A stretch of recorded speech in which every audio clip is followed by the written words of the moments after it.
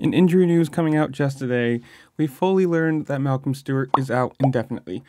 Apparently having a practice crash that has injured his knee and he's going to have to undergo knee surgery.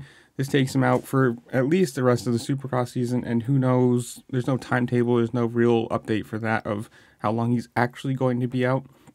With Nathan Ramsey, the Rockstar Energy Husqvarna factory team racing manager, saying, quote, "It was very tough to receive the news that Malcolm will need to undergo knee surgery.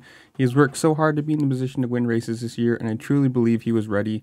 The Rockstar Energy Husqvarna factory racing program will support him in every way that we can through his recovery, and we can't wait to get him back on track and back at the races."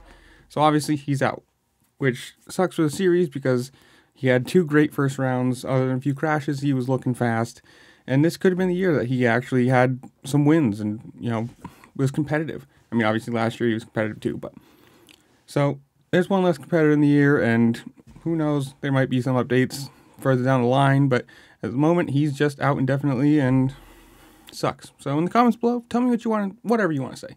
How well do you think he was going to do this year if he didn't get injured? How well do you think his teammates are going to do?